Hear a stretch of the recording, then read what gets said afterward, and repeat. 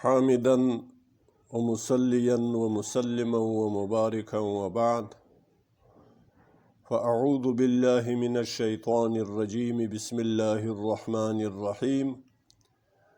ولقد آتينا موسى الكتاب وقفينا من بعده بالرسل وآتينا عيسى ابن مريم البينات وأيدناه بروح القدس.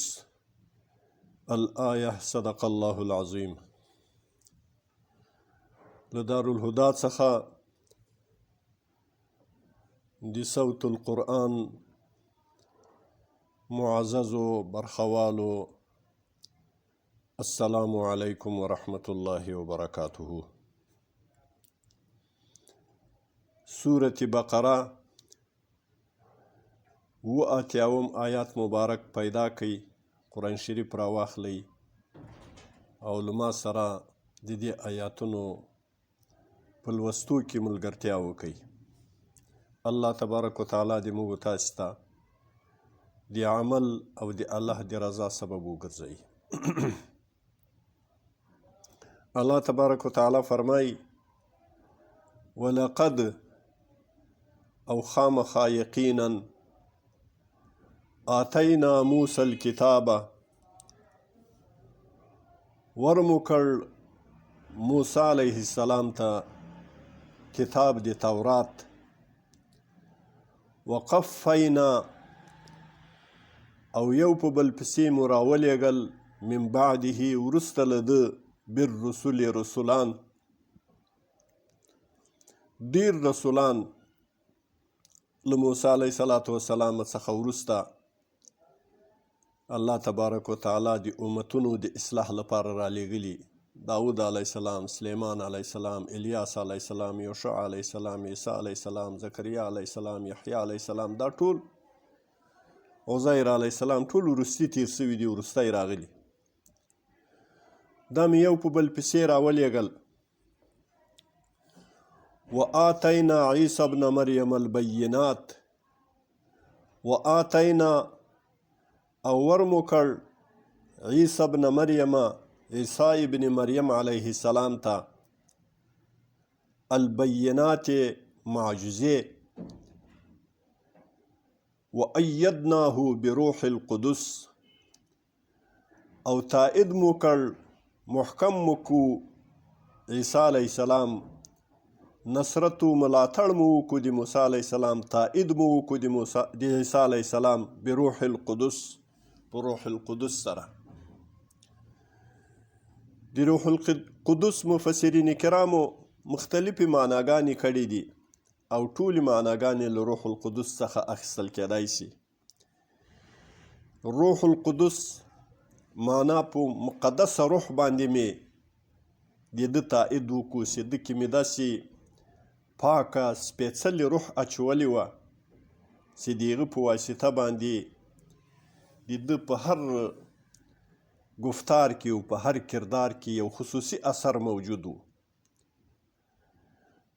او روح القدس جبرائیل علیه السلام ته هم وایي،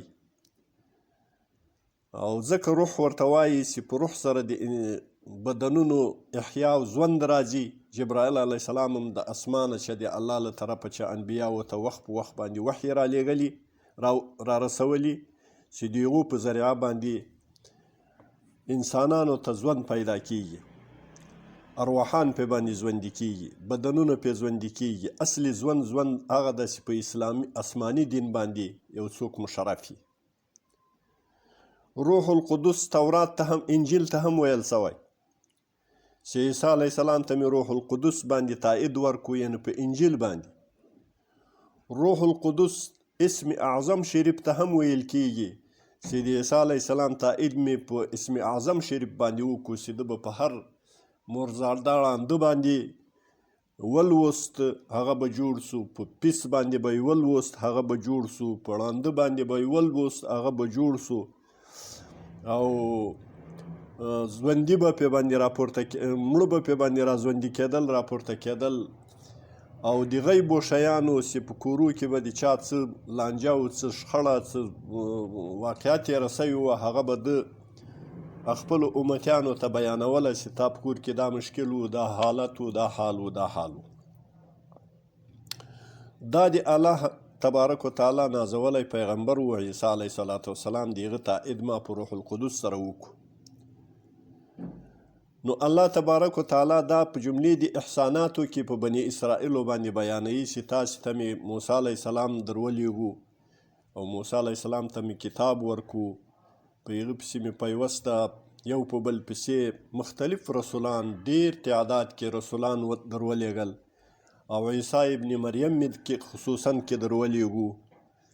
خو له دې ټولو مخکې انبیاو سره د تاسې بني اسرائیلو سلوک دا و چې کوم حکم به د تاسې د مزاج مطابق و، په کوم شریعت، په کوم وحی کې، په کوم فرمان کې، د هغه نبي په وینا کې، هغه باندې به تاسې عمل کاوه.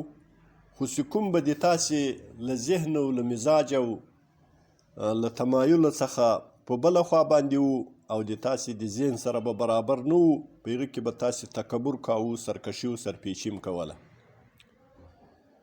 نو الله تبارک وتعالی د دې واقعې ذکر داسې فرمایي چې افکلما جاءکم رسول، نو آیا نو هر کله چې رابغی تاسې ته یو رسول، بما لا تهوى انفسکم، له هغه حکم سره چې میلان به نه ورته کاوه هغه ته نفسونو د تاسې، استکبرتم، تکبر به کاوه، سرغړونه به کوله تاسې،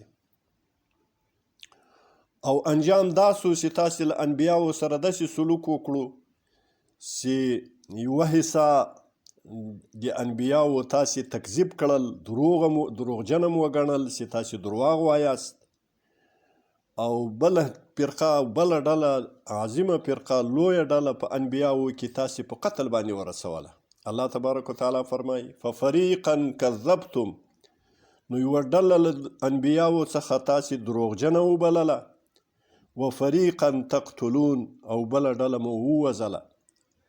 ډېر انبیا لکه زکریا علیه السلام، یحیی علیه السلام، دا بني اسرائیلو په شهادت باندې رسولي دي، او ډېر انبیا یې بیا دروغجن بلل، په خپله دعوه د نبوت کې نو سره منله، دعوه د نبوت یې نو سره منله، لکه عیسی علیه السلام او حضرت خاتم النبیین محمد مصطفی صلی الله علیه وسلم.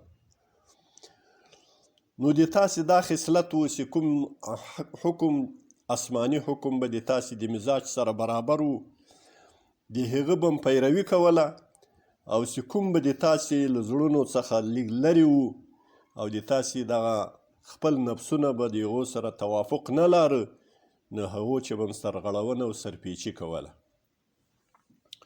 مؤمنانو ورونو، د دغه واقعې، د دغه آیاتونو په راتلو سره الله پاک موږ ته دا درس و سبق راښیي چې ای امتیانو د رسول الله صلی الله علیه وسلم، تاسې کې داسې عادت و خصلت پیدا نشي لکه په بني اسرائیلو کې. تاسې ته چې دا سپېڅلی او پاکیزه قرآن درغلی، او په دې کې د تاسې د ژوند ټوله نقشه موجوده ده، نو داسې نه یي چې کوم حکمونه د دې قرآن د تاسې د خپل مزاج سره برابر یي هغه منئ، او چې د تاسې خپل مزاجو سره توافق نه لري، له هغه څخه مخالفت کوئ. دا کرده او دا کړه وړه د بني اسرائیلو و، دا کردار د بني اسرائیلو و، دا د یهودو کردار و. نو ګورئ چې دا کردار تاسې د ځان نه کوي. الله تبارک وتعالی دې موږ تاسې ته نجات راکړي.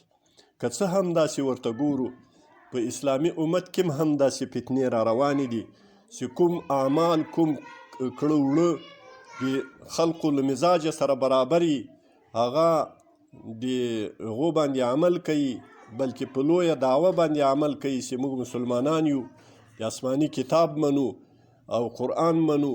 ولې به دا نه منو؟ او چې کوم د دوی له مزاج سره د نن سبا زمانه کې هم دغسې پیښه ده چې د دوی له مزاج او له فکر سره به تغایر و، توافق به یې نه لارو، د هغو بیا مخالفت کوي او وایي څوک ټول شریعت په ځان باندې منلی شي. نو الله تبارک وتعالی هم د نجات نصیب کړي. په بني اسرائیلو کې دا خصلت هم و. وقالو، ویل بني اسرائیلو، قلوبنا غلف، زړونه م بند دي، زړونه م په پرده کې دي، چې کله به پیغمبر علیه صلات وسلام دوی ته د قرآن تبلیغ کاوه، د حق بیان به یې ورته کاوه، نو دوی به ویل د موږ زړونه بند دي. بل لعنهم الله، بلکې لعنت کړی الله تبارک وتعالی په دوی باندې. الله جل جلاله فرمایي چې زړونه یې بند نه دي، زړونه یې په پرده کې نه دي. بل لعنهم الله، بلکې لعنت کړی ده په دوی باندې الله بکفرهم، په سبب د اختیارولو د کفر د دوی. نو فقلیلا ما یؤمنون، ډیر کم دوی ایمان راوړي. کنې زړونه یې نه په پرده کې دي او نه یې زړونه بند دي. او د دې قلوبنا غلف مفسرینو داسې ترجمه هم کړې ده چې دوی به د تکبر په انداز کې دا ویل چې د موږ زړونه هغه د لوښي دي یا بوجۍ دي یا وری دي، مطلب د علومو د معلوماتو د مسائلو د تا خبرو ته ضرورت کې نسته. د موږ زړونه ډېر لوی جوالونه دي د احکامو دپاره، د مسائلو دپاره. موږ خو اهل علم یو. دا به د یهودو یعنی د دې بني اسرائیلو د یهودو دا وینا وه. الله تبارک وتعالی هم د هغو له توافق او د هغو له ختمه شي چې اجتناب را نصیب کړي. الله هم د په خپل پاک سپینو سپېڅلي قرآن باندې په د زړه له اخلاص او له خلوص د قلب څخه عاملین وګرځوي. أقول قولي هذا أستغفر الله لي ولكم ولجميع المؤمنين والمؤمنات.